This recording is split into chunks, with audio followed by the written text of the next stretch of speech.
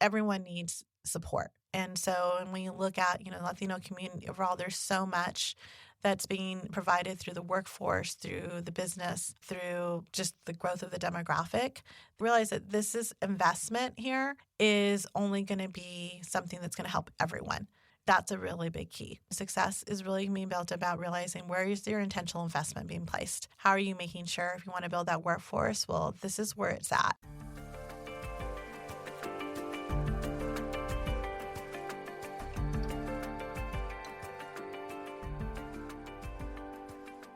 I am really excited to share that the Nonprofit Podcast Network will now be increasing the number of nonprofit stories we get to share. With the generous support from Cap Trust, fiduciary advice for endowments and foundations, you can find them in Sacramento, Roseville, and Folsom, Runyon Saltzman, Inc., RSE, Marketing, Advertising, and Public Relations, creating integrated communications committed to improving lives, and Western Health Advantage, a full-service healthcare plan for individuals, employer groups, and families. These businesses have made it possible for the Nonprofit Podcast Network to go from a once-a-month episode to once-a-week episode, allowing us to serve that many more nonprofit agencies in our community. Please give preference to these companies if you require their services, and if you don't, write, call, or comment on their websites with a thank you. Oh, and be very sure to subscribe so you don't miss a single episode every Wednesday. Welcome to the Nonprofit Podcast Network.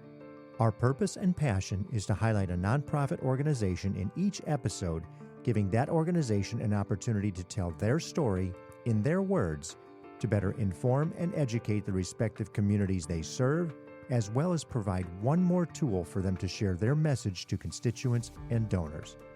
Hi, I'm Jeff Holden, Principal of Multipoint Content Strategies and Hear Me Now Studio. We provide this forum pro bono to help build stronger communities through shared voices and to both encourage and support the growth of local nonprofit organizations through podcasting. We all have a perspective on what our expectations of chambers of commerce are all about, don't we? Generating business, or as it says in the name, commerce. But what happens when that chamber is for a particular ethnicity with a whole different set of challenges ranging from language barriers, compliance understanding, and support in a new culture? Well, that's where our ethnic chambers of commerce step in, doing so much more than working to create commerce.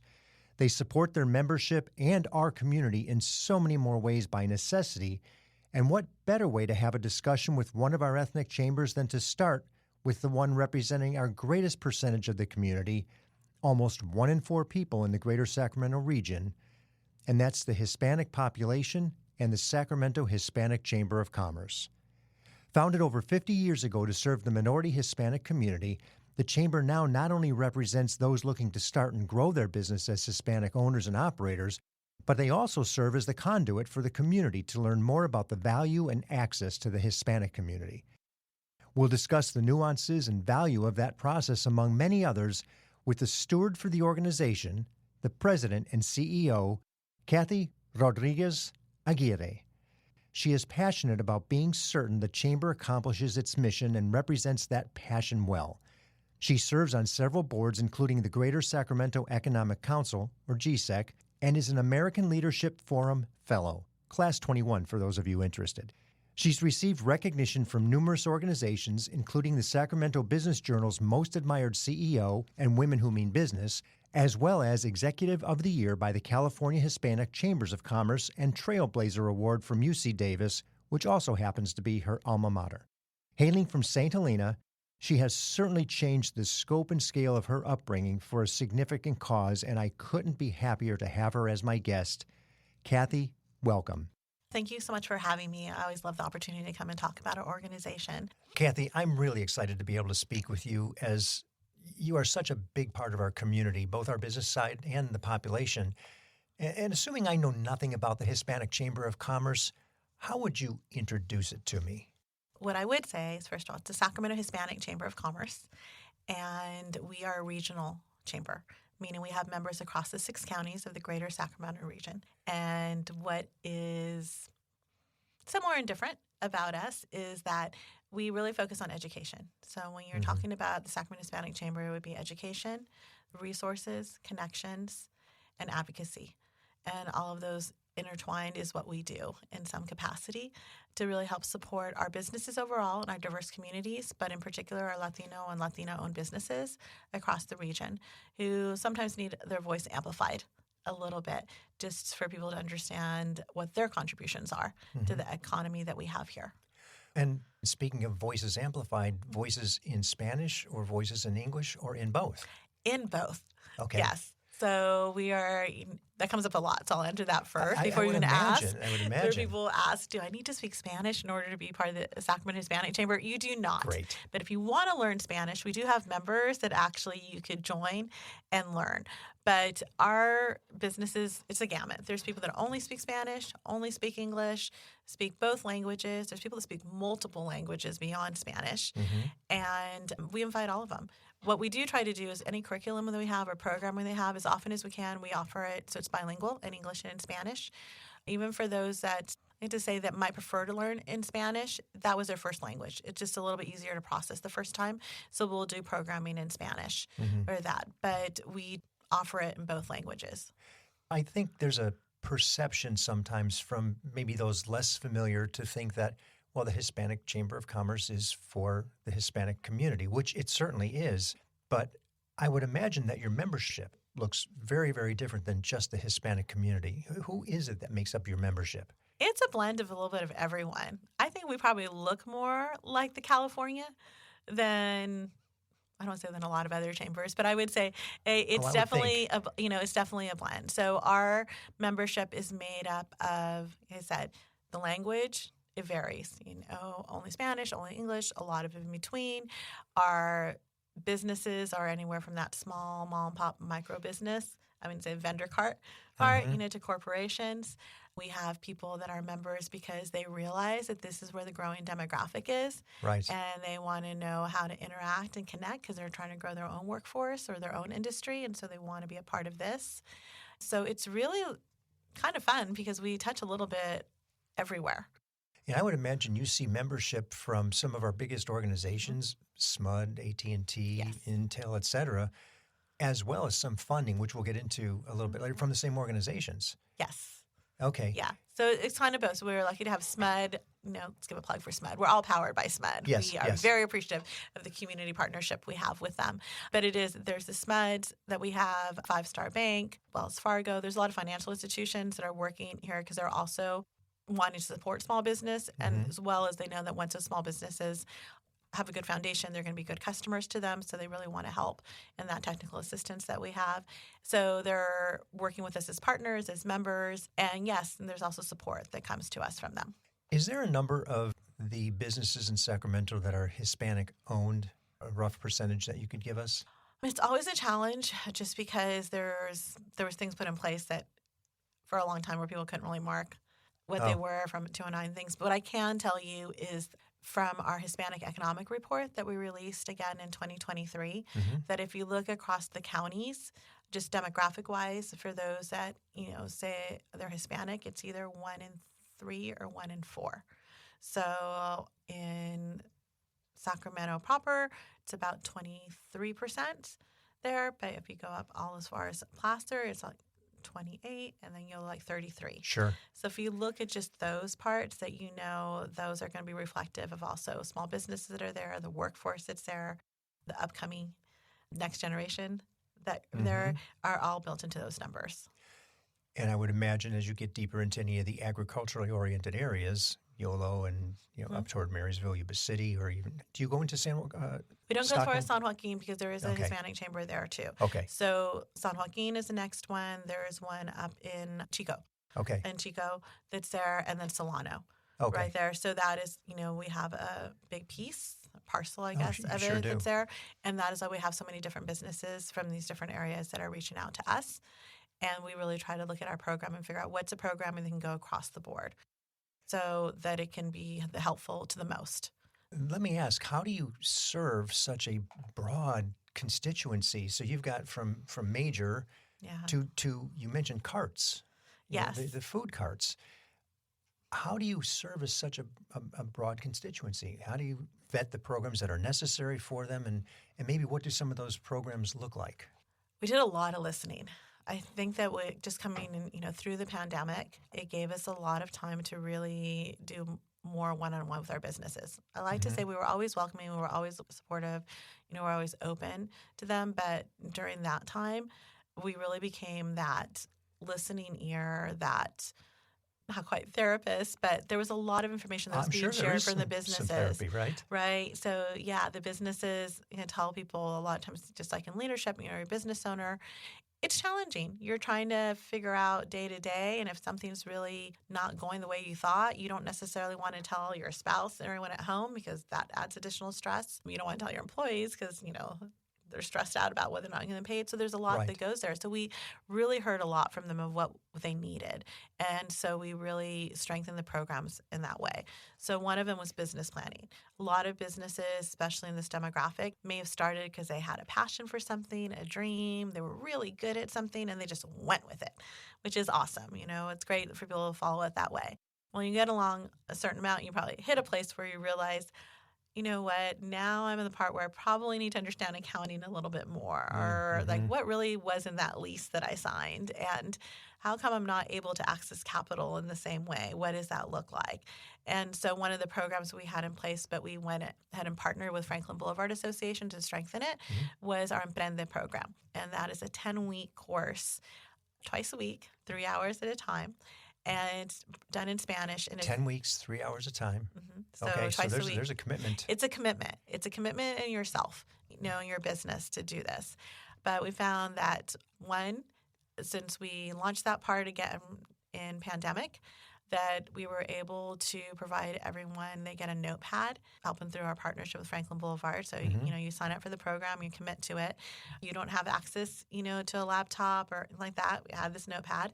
Everything was taught through Google so that later on they're going to have access to whatever they need. Wow, so they're learning a lot just in the orientation Just of in the being involved. Yes, because we realized one of the things that happened was we had to go back to basics for some.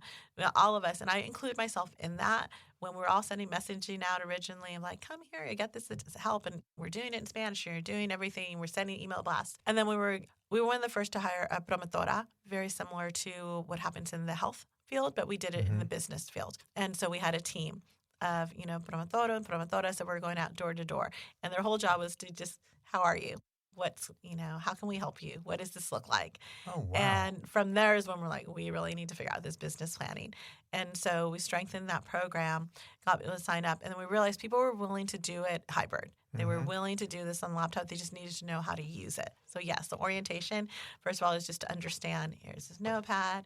Do you have an email address? Let's get you set up with that. Here's how information is going to come. Here's what a Zoom looks like. This is how this is going to work. And so we weren't sure. Especially that first cohort that we did this way, is everyone can go through it. So those first 20 businesses, though, did. And they committed to the time and they were willing to do it because it's a little bit more flexible, not having to go somewhere and leave their business. And they're learning all the things that they probably needed to actually start their business. It's because a lot of them, there's a few that are in ideation, but most of them probably been in business at least 2 to 3 years. So they're learning it after the fact. Here we are running and we have these now we have good questions. We have good questions. Now it makes sense what this looks like. And we're getting them, what I like to say is making sure that they're compliant. Do you have the right, permits in place? Do you really understand what this P&L sheet looks like? You understand, like, when you hire employees, what that's going to look like and what you need to make sure you have in place. Again, there might be like other paperwork involved. Compliant. It's always about compliance and liability. My team actually at the chamber will be like, she's always about liability. Yes, but so important. It's so important on that piece of everything. And we want to make sure people have that education in place to be able to do that. Because when we found in the access to capital, when the payroll protection program first came out, and we all saw the stats that people weren't receiving the assistance and what that looked like, well, we also found out a lot of people just didn't have that paperwork to show. And they were paying people probably a little different way sometimes, so there wasn't the record keeping. But we took them back and we're like, in order to access this particular program, you need to show that. So let's figure out what you need to put in place, because there'll be another round, and let's make sure you have that so you can apply and receive that. So we had better success with that. So we're really so much about getting in there and helping people. Like I said, we're not fixing, obviously you're in business, you know how to do that, but you do need to know how to take care of all these other pieces in there. the other program that we just launched in January, and it's a pilot program we're doing out in the Northgate corridor, and it's a commercial lease education program. Oh, wonderful. Yeah, there was a lot about residents. There was a lot about happened. We were fortunate that we are administering a $2 million contract out in Northgate. And so this partnership is with the city of Sacramento and with the Gardenland Northgate Neighborhood Association there, with a lot of support from the now Mayor Pro Tem Talamantes office. We just wanted to get to people before they signed a lease or renewed a lease, because part of this contract is energy upgrades. So for electrification, so they're going to be able to get grants to upgrade their business to get them closer towards electrification. And I'm sure some rebates in some way, shape, or form as well as a result of it. They could eventually from SMUD, but this one is actually specifically All just granted. It's all been granted to do this piece of it. But while we were thinking about that, we're always like unintended benefits and consequences, right? So one was paperwork, and we're like, well, property owner can now, when it comes to renewal, be like, well, there are upgrades, and so I can renew, or we can renew your lease, but now it's going to cost you more because this happened, right? So we were trying to figure out how do we mitigate that as best as possible. I mean, we're doing this work, and it's also a partnership we're doing with United Core Alliance, and they have a lot of lawyers as part of their group. So I found out you can't actually put in, you cannot move you can't raise the rent. So you can't actually put it in place for a commercial lease. So that's first. So all my law and order experience was not as beneficial as I thought it would be. But of course, that's why they keep changing They keep changing the whole thing. You thought you knew it. But it doesn't work that way. Right. So we had our first listening session, and we're like, okay, we're really going to talk about leases and what we can help you and renew it. And it was pouring rain. It's January. It's pouring rain. It's super dark. And I told my team, you know what? Most of you guys probably don't need to go, because I don't know if anyone's going to show up. It's totally, this is not a good day. I don't know why we're starting this day. Well, we had 10 to 12 businesses show up, and they shared so much. And we realized that there was a lot more that was needed, within this.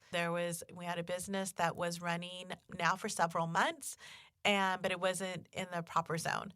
And they didn't know until code enforcement came that their business wasn't there, that they were going to actually were supposed to have done some pre-work and get a conditional use permit. And they were looking, if they went backward, even if they'd gone backwards to try to do this, it was still about $15,000 investment to get it to code. So I've told people in 2 months, we haven't had a great Cinderella story yet, but we were able to do some resolution. So we're able to, the city is a partner, this is where it's really helpful. Like, what can we do? You can't get any more fines. So they honestly didn't know that this was happening.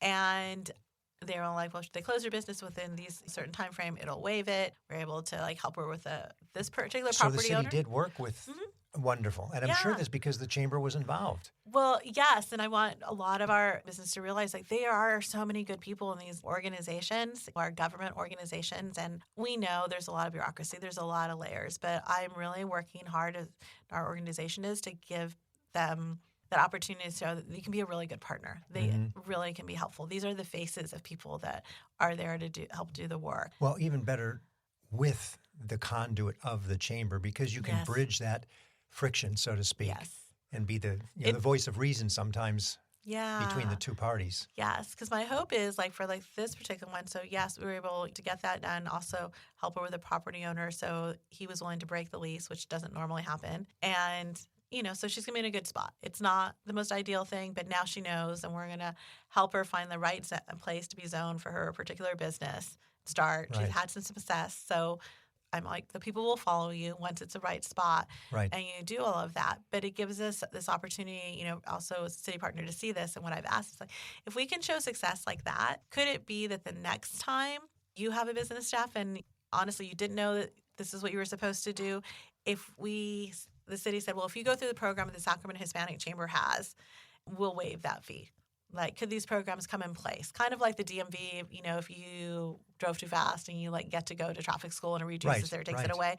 Well, how can we do that so that we can have a program in place, get people the education they need, get them compliant, get that foundation? And so that's our hope with our programs too, that if people get to that place, they can send them here. We can show proof that they, finished the course, certification, and then help them. Well, and that's a win-win for everybody because you've got the challenge. If you don't know, you don't know. You don't know. And it was just a naive mistake.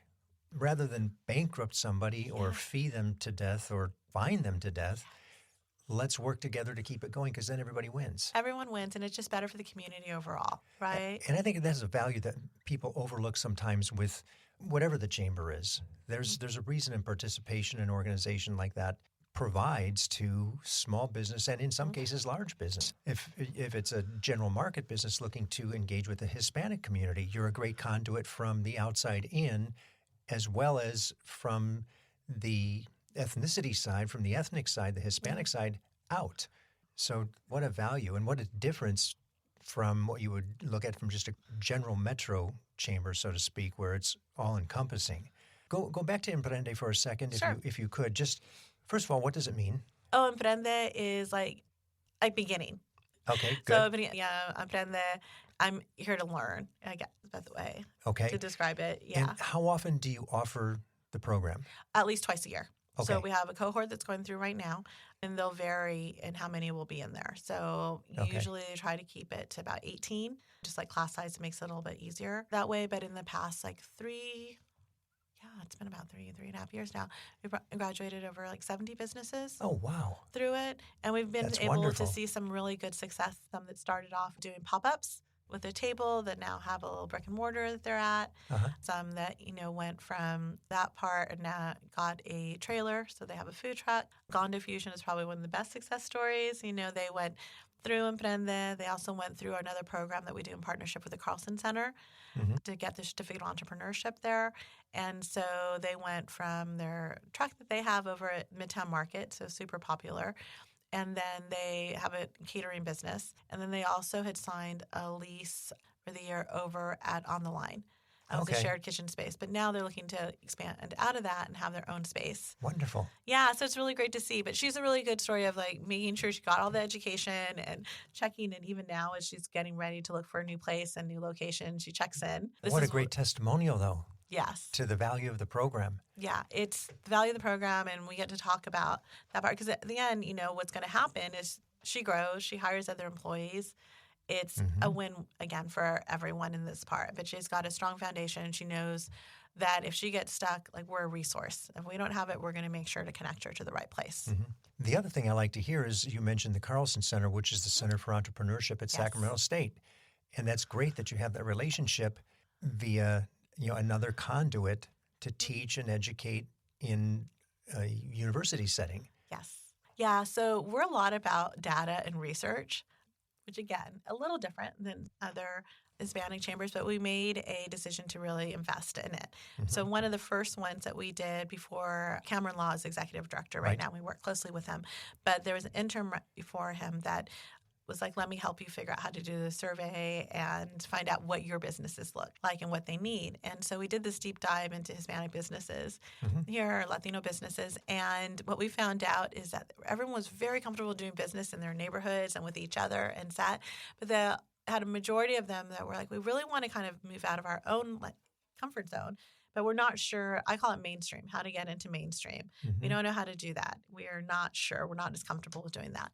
So we had actually gone through this whole exercise of putting together an entrepreneurship academy. So we had it all set, put down a budget for it, all looked at it. In fact, we were one of the last presentations in front of investment committee of the city of Sacramento before pandemic to talk through it. And so I like to think it went really well, and it was going to go with a yes, but everything shut down. So we kind of switched gears because we needed to do a little bit more triage during that time. But during that time, Cameron Law and I were on an investment committee together. So we always kept in touch and we talked about this. And then he said, we're doing something similar. We're going to do the certificate of entrepreneurship. The Carlson Center, it's 10 weeks about redesign thinking, and love to figure out how we can do this. I'm like, well, it makes much more sense to partner with you than to do our own academy over here. And it fulfills this other part of the research that we did initially. We can get businesses that are mostly, diverse, Latino, though we're open, it's open to all businesses, that minority-owned businesses, this particular program. It'll expand and we'll hit into that mainstream because they're forced to go into a little bit out of their comfort zone and do this. And then once they're in the program, they also have access to all the different things that are offered at the Carlson Center, which is, there's other seminars, there's other entrepreneurs that come. They, really get to broaden out how they're doing their work. And the best part is we had a couple of our business that said, I'd never been on a college campus before. And I go home and tell my family, like, I am going to school here. I am taking this program. And it's such a form of pride. And I call it, that's an unintended benefit that I hadn't Mm-hmm. thought of. But it's been really good. And so we have been able, through some contract funding set to support, and that one we have done, so it's 23, like 52 businesses Mm-hmm. have gone through, because we've done 2 cohorts through it, and we were able to cover their cost of Wow. it. And so that also gave them 2 continuing education units. So should they want to go and take something else at through Sac University, State, right? yeah, that's CUE, they can start stacking up certificates. So this one definitely gives a certificate of entrepreneurship. We call it Level Up. Yep. If you look at our website, but that's really what it is. And we do know education is changing, and so there's opportunities there that they can build if they want. But we've done that initial investment for them. Well, how neat is that they get the experience and exposure to the on-campus experience Yeah. that maybe then triggers, as they have children, to say, for sure, you're going. Yeah. Because we participated as the parents, and they saw what it was like and what they got out of it and the value they got.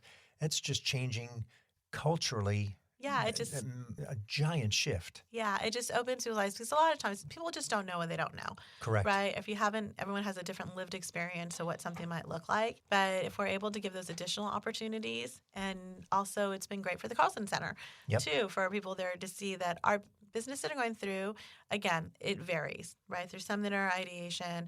A lot of them might be more retail, restaurant-based, and pieces like that. Mm-hmm. But for them to also see, like, we've got a lot of people coming in that are also business-oriented, that are part of the community here and part of the region, and they are all contributing to it. And a peer group. Mm-hmm. Now, you may be on the Hispanic side of things. Somebody else may be on the South Asian side of Yes. things, general market, whatever it may be. You're all together. Yeah. And you're all experiencing the same thing. So you realize, hey, I'm not alone, and it's not just me, and we're all learning this together. Yes, it's been a really good thing. I think we all know that, right? The power of a cohort. Absolutely, You suddenly yes. have, your own network there you can build on, and you're connected by business. You're also connected mostly by wanting to support your families. Mm-hmm. And so there's a lot there. And so it's been really fun to see. I Yeah. love to get that. Is, I think, a lot of our strength that we have here at the Sacramento Hispanic Chamber is that collaboration and partnership. I really believe in it, and making sure that, we're bringing people with us as we do that. And I would 100% agree, just from outreach. We'll be back with more from Kathy on collaboration and marketing right after this.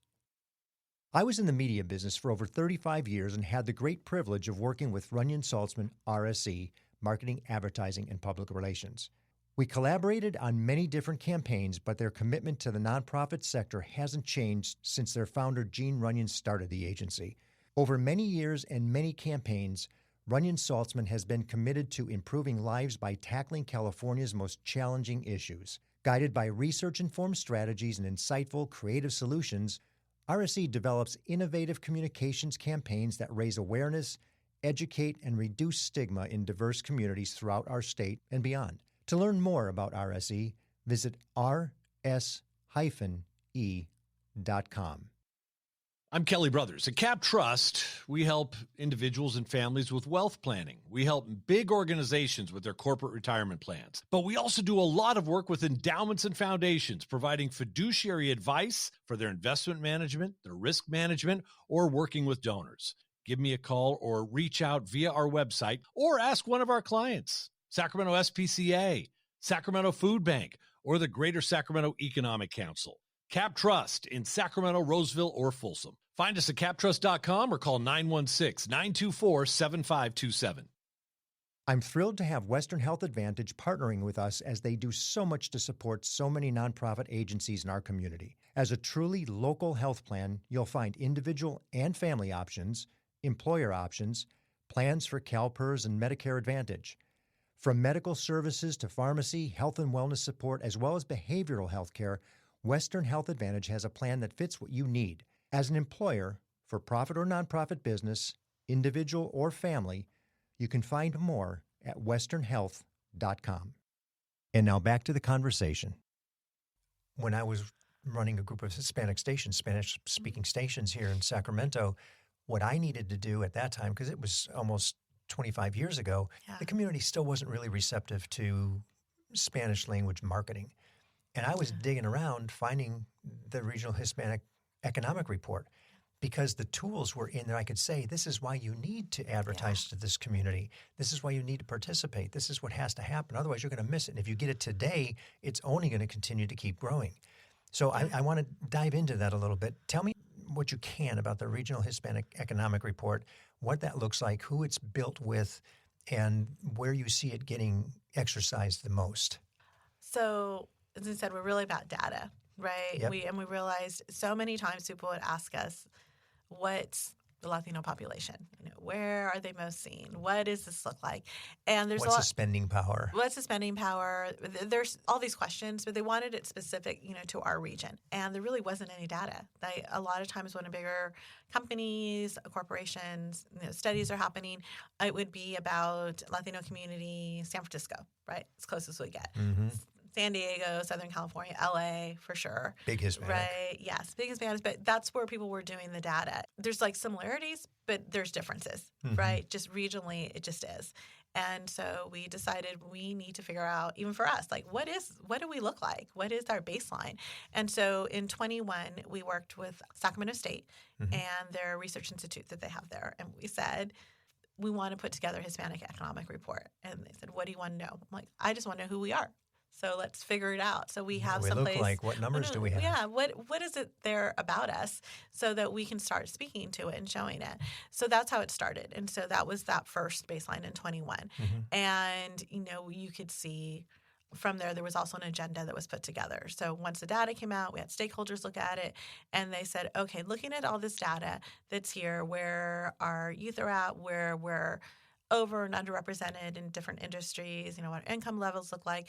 If we focus on these areas and, move the needle, I always like to say, I just want to blow it up, right? Let's just blow it up instead. But, we want to move the needle, we'll have success, right? So we looked at things like, what does homeownership look like? What does civic engagement look like? It becomes important because people always come to me at certain times of the year and talk about the power of the Latino vote. This year, I said the power will come when we actually all get to go and vote. Right. So, that's a big piece of it. So the civic engagement part of it, broadband, we found out, unfortunately, through pandemic, how it's not easily found for everyone. So what does that look like? Yeah, they've lost the access in the house. Access to capital, intentional investment in this community and demographic. What does that look like? Right? So that helped out. And that actually started base our work too. We re-looked at what we were doing and say, now looking at this agenda, looking at our data, when you asked to the programs, how are programs fitting this? And how is this going to make sure that we're helping in that movement? So we've done that part of it. 23, we released a second rendition of the report.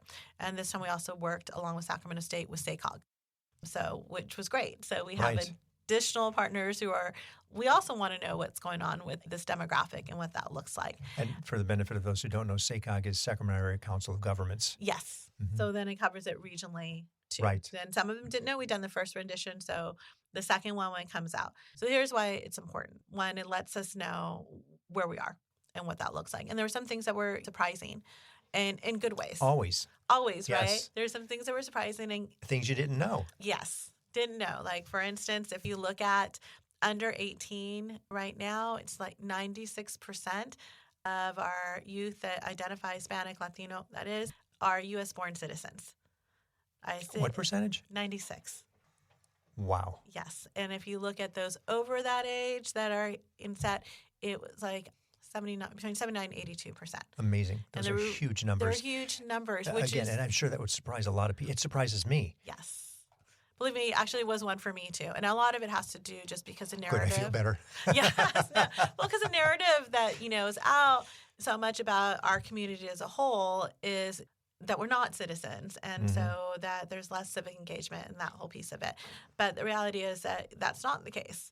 There's a lot. That's why I'm the power in the vote will happen when people realize how to do outreach better, how to make sure that we're included in messaging and that we feel like belong in part of the process, because it's so critical to everything that happens here to be involved, to our businesses in particular, which was we also tried to share with them, which is why it was so important that the partners of our city and the county are visible to them.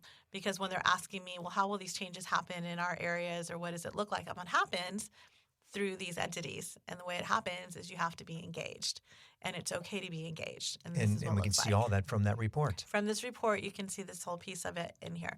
The other thing you'll see is there's the different industries, right? And some people will be like, well, you're overrepresented in things like construction, retail, places like that, under a little bit in the STEM. So I look at those and I tell people, I'm like, these are definitely opportunities, and that means we need to make sure when we're talking about better pathways for workforce development that we're really building that in. And that we're, going down, to our youth at an earlier time to talk about what's going on at Siemens and what that looks like and how they build, trains and what are those opportunities there, right? That's like a big one there. What does it look in this whole semiconductor phase that we're in, which I'm not going to pretend to tell you that I know all of that what that means, but we know great that jobs. these And are Intels and HPs and the all, big industrial Siemens. Are there, right? So how are we bringing it down to share with them? Like, here are the opportunities. Here's what these kind of jobs look like and set.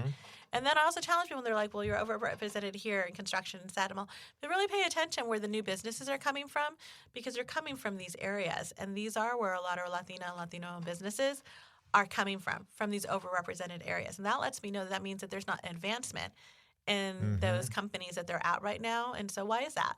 So because you're losing key people that you probably needed. And now we look at these places and they're like, we don't have enough people in construction. We don't have enough people that are talented and know what to do. I'm like, well, yeah, because they left you to start their own company and do that because they weren't finding it there. So for me, it's more about what are those opportunities that we look at.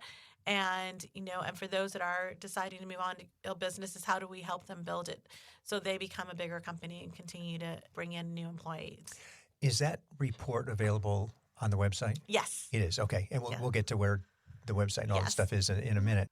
You, very similar to the Metro Chamber and some of the other larger chambers in the community, have a foundation and a political action committee. Yes. Tell me just a little bit about those. And that's been a whole lot of time on it, but those are important parts of what you do as well. So could you share that with us? Yeah. So there's the chamber part, which is we call kind of the networking, connections, and advocacy that we do as a C6.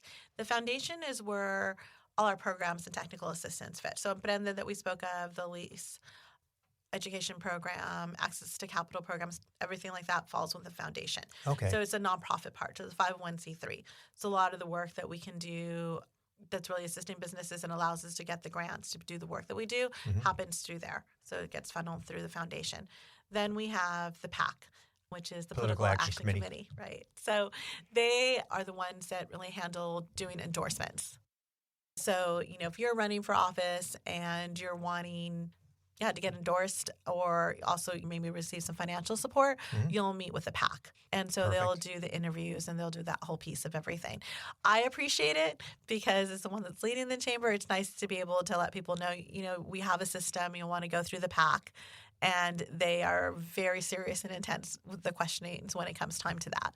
And once they endorse, that's where I'm like, that's supporting. And that's a big deal. I mean, it's a big deal from any chamber to your political involvement because we all know politics is going to drive a lot of the opportunities going forward and based on political will and the individuals who match the mission. Match the mission, which for us is how are you supporting the businesses, are you business friendly? For me, it's a little more to like how are you supporting diverse businesses or Latino-owned businesses? In this particular case too, is like how are you going to make sure to speak towards the city when we're very interested in what that's going to look like. I'm very interested in, as well as our PAC, believe in making sure that work that started in the corridors where so many of the diverse businesses are doesn't end. Right. So those are the reasons. So they're making, go through the questions and talking to people and doing that, finding those people that, like you said, they're aligned with the mission, the values that we have, and making sure. Again, there's so much that's been done to amplify voices and to talk about the contributions that are being made from these areas across the region that we really, want to make sure that it's more than a soundbite for someone, that they realize that there is care and work that's going to come from them. Funding. Funding, yes. So you have around $1 million budget to operate. How is the majority of your funding generated? Well, I wish we sold something more than membership, right? It's a balance of there's some membership revenue. You do T-shirts. T-shirts. We're going to start our own store doing that. But, it's really like there's partly through membership, although for our programs that we have, I don't like to turn anyone away. So I always let people know. So our membership overall is about $500, $550. across, 6 counties, but the businesses that we serve throughout the year are more like 2,500 to 3,000. And between the calls, the touch bases, and the set, and doing that. So, and that has to do with, I told my team, I'm like, we're gonna figure it out. You're here to serve. We're here to serve, and that's the first and foremost. And so we want to make sure people get the right education there. So there's some for membership. There's some from events that we do. So we have 3 signature events that we do each year. So the Salud Business Awards that's coming up, the State of Hispanics, which is really where we talk to the report. So either we're releasing the report or we're adding to it. Do you do that at State? Actually, we've done various places. Last year we did it at Folsom Lake College, and this year we'll do it over at American River College. Okay, very good. Yeah. So side note, so last year when we did is we realized that 3 of the Los Rios community colleges are all run by Latina and Latino presidents. That's fantastic. And it was just, loved that. another way to have our youth see, like, this is what's possible and set. So we like to be able to amplify leadership, too, that's there. And then this Day Awards that we do in December, which is honoring Latino leadership across the region. So there's funding that comes from events that we do. And then that would be sponsorship and attendees, right? Sponsorship and attendees, Got yes. it, okay. So, yes. Yeah. Yes, we need both to make those happen. And then it's through contracts and grants and investments that are coming through. So that's a combined budget between the foundation and the chamber. Okay. Let's shift gears now to have a little bit of fun. Okay. There's this thing that's happening called Taco Park? Taco Plaza. Taco Plaza. Yes. Tell me about that. I love what I've seen so far. I love what I'm seeing. And I love the whole imagery and the concept and the nature of it all. What is so it? Cool. Well, first of all, everyone loves tacos. Yes. So, yes. So it is one of the most fun things that we're doing. So we received a contract from ARPA funds it was about $2 million. And ARPA funds is what? The ARPA was American Rescue Plan. Okay. Funds, close enough. But, so left over from that. So back when Councilmember Jeff Harris was still here. Okay. And one of the things that he was really involved in, Northgate was still part of his district at the time before redistricting. And so he really championed for additional funding to go there. So they overall had $5 million that was allocated just towards Northgate. So beyond us, there's a lot of other projects that are happening over there. But in our contract, one of the things that he wanted to make sure didn't get forgotten was this Taco Plaza idea. So he added it into the contract that we were administering to make sure that there would be convenings and that this would be talked about and set. So on the corner of North Gary and Peralta, there is this incredibly beautiful mural there. And it's Lily CR Creative that did it. I want to make sure to credit there. And it has just become like the spot that people gravitated to. This mural is just highly recognized. It's highly recognized. This mural just brought so much neighborhood there. icon, so to speak. Yeah, it wasn't there before, but suddenly it just became this floor. Everyone and it is a beautiful mural. It's called Victory in Rhythm. I think it's the right title for it. And so if you go there, there's Tacos La Piedad. There's always a food truck there, and that's their land that's right there. Well, they've been a part of this community for decades. And so this mural goes up, and they realize, we have this community asset that we're not really doing anything with. We have our food truck here. We still obviously want to still have it here, but we'd love to see what could happen here. So basically, they've offered this up to be the Taco Plaza. And so we were able to, through an agreement with them, and they're working through Mayor Pro Tem's office with her, and then also GNNA, the neighborhood association, and the city all come together, and we're helping them put this Taco Plaza together. And when we started this process, the neighborhood association was very specific. They said, whatever you do as you build this, we would really love for the majority of people working on it to maybe be from the neighborhood so that they can also get employment from doing this, and be local, be from Sacramento. And if they were maybe Latino, that would be great too. So there's a lot of different things going on there. Right. I'm like, well, we want to do our best to find the best people that are local, and we'll see what comes from there. So we are not designers, but we are really good at convening and making things happen and following through. So Juan, who's on my team, was like, he has such a great eye for things. I'm like, can you lead this, bring people together? And he's like, where do we find this designer to do this? I'm like, well, I've been following this person. Her name is Kim Garza, and it's called Atlas Labs. I've got this whole file on her. I often do this, by the way. I'll follow people, and there's going to be an opportunity we're going to want to reach out. I don't know if she does this type of work, but why don't you find out and see? So I met with her, finds out that she's from this neighborhood. Perfect. Yeah, it's so perfect. I'm like, really? She grew up here, knows it. She actually knows what would fit and what this looks like. And she happens to be Latina too. So I'm like, oh my God, it's like unicorn, like we found. Well, so we went there, and so there are no coincidences. There's no coincidences. There's a lot of love happening. She's like, I would love to be able to be a part of something that's bringing to where my community is. And so we contract with her to put this design together so we could show people like this is what we're fundraising for, to put this together. Because out of the contract, the smallest part is actually for the taco plaza, because it was put in there so it wouldn't be forgotten. But we've been able to use that to leverage those dollars to bring in more dollars there. So there's been a Shine grant that's coming in with that from SMUD. Assemblymember McCarty is giving some additional funding towards it, as is Senator Ashby, all, to make this happen. So if you've seen the designs, which are also on our website, you can go to Taco Plaza. It looks so fun. It's fun. It's colorful. We're working on taking bids and working with people to get those taco letters up there, like the first piece. But what we did back in October, because again, you have to show people what this is going to really be, because the concept is there. You said it. So we worked with Daniel Zavala, who's also the PBID director for Del Paso, but has this other business too, Cervezalandia.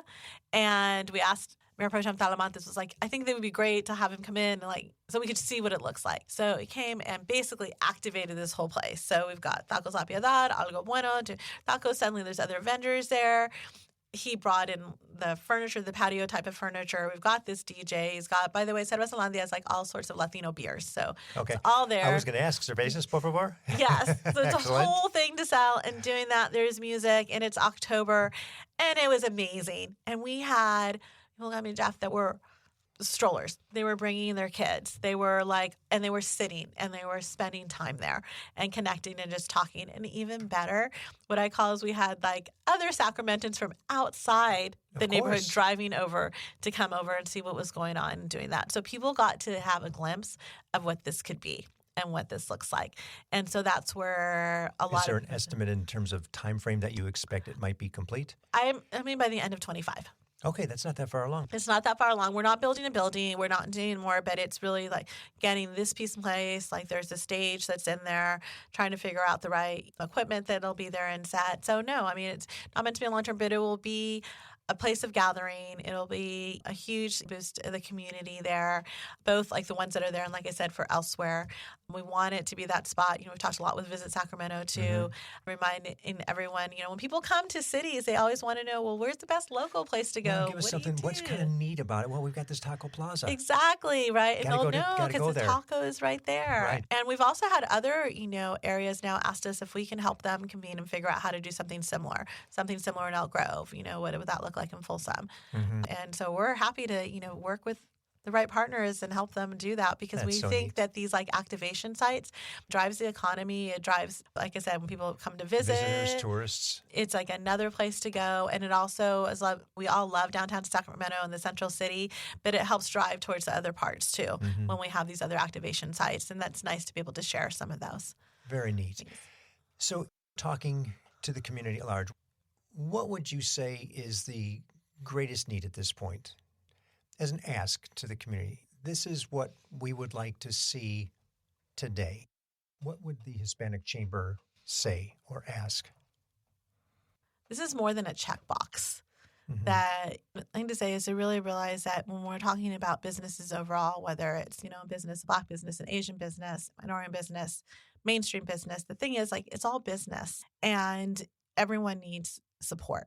And so when you look at, Latino community overall, there's so much that's being provided through the workforce, through the business, through just the growth of the demographic. Realize that this is investment here is only going to be something that's going to help everyone. That's a really big key. Success is really being built about realizing where is your intentional investment being placed? How are you making sure if you want to build that workforce, well, this is where it's at. So are you going down, into the schools as far as you should to make sure people understand what these jobs of the future are and what that looks like? Just to understand that we are more than just the dressing on the side. There is a real power here in the economy that we're building and giving. I also want to point out too, when you look at things like the pandemic and the recession that came before that, and you really look, you will see the businesses that stayed in business were in these diverse neighborhoods because people were counting on them. And they got the support. They got the support. They had to support their families. If we had invested after the last recession, what would it have looked like now? if we really had, because they had staying power and they managed to do it again during the pandemic. So to really realize, like, we're here, to be partners in that, and it's more than just there's just so much more here. So it really would be the greatest need would be just an investment in the organization. Yeah, I mean, help us to however that looks like. But I can tell you, if you invest, in an organization, I can guarantee you it's going back out. But every time we contract, and one of the things we negotiated was to make sure there was funding in there to provide direct grant assistance. When we do our programs, they're based on exactly what we heard was needed. We built it, and so there's tangible benefits from it. The biggest thing is investment in us allows us to do more. When, like I said, I just had a really great call with someone in Woodland yesterday, like, how can you do this? Well, we can. I just need to build out the right team and have the resources, to do that. And we could do so much more. Where does one find the Sacramento Hispanic Chamber of Commerce? What's the best way to get in touch with you guys? Well, we have a really great website. Yes, you do, and it's been playing in the background here. So if you're watching it on YouTube, you can see what's happening. So we have this great website that we're really proud of. It really is a nicely done website. It's so great. Wicked Graphics did it for us as one of our members. Okay. So she was great with that. So you can go to our website, sachcc.org. You can follow us on any of our social media. SACHCC? SACHCC. You may be the only person I know that speaks faster than me, because I get criticized for it. And so yes. SACHCC.org. Okay. Yes. And you can also follow us on our social media. We're on all the social media at SAC Hispanics. Hispanics, plural? Okay, and we'll post that in the show notes for the episode as well. So you can follow us on all of those. We're really active in set. I've got a really great communications director working on that. We also have an office downtown. So it's at 400 Capitol Mall on the 9th floor. And so you can reach out to us, set up a time to come see us, and we're happy to go over all the resources and connections that we have. And I can't encourage any business in Sacramento thinking they can do business without the Hispanic community would be foolish. You have to engage our ethnic communities if you're going to be successful in this city. It's one of the most diverse cities in the country. Thank you so much, Kathy, for coming on today. Oh, thank you so much for having me. I love your enthusiasm and your energy and your passion. I mean, 10 years, you seem like you just got there. Some days it feels like that, too. Well, now you've got the intellectual equity of the organization, but you still reflect as if you're as enthusiastic as the first day you got there. So it's a pleasure to see that. So again, thank you. Or muchísimas gracias. Oh, well, muchas gracias por tenerme aquí. And it is a privilege of what I get to do, because really what I get to do more than anything is I get to be the biggest cheerleader for all these stories that people are so kind to share with me. That's a great way to end the conversation. So thank you again. Thank you so much. Once again, we're grateful to the businesses who have made this program possible. Cap Trust, fiduciary advice for endowments and foundations. You can find them in Sacramento, Roseville, and Folsom, or at captrust.com. Runyon Saltzman Incorporated, RSC, marketing, advertising, and public relations, creating integrated communications committed to improving lives. You can find them at rs-e.com. And Western Health Advantage, a full-service healthcare plan for individuals, employer groups, and families. westernhealth.com. Thank you for listening to the Nonprofit Podcast Series. I hope you enjoyed the episode. If what you heard moved you, please reach out to that organization and do what you can to help. If you like and appreciate what we're doing to support local nonprofits, please give us a positive review, subscribe, and share. If you're a nonprofit with an interest in participating in an episode, you can reach us at info@multipointstrategies.com. The Nonprofit Podcast Network is a production of Multipoint Content Strategies and is recorded and edited by Hear Me Now Studio.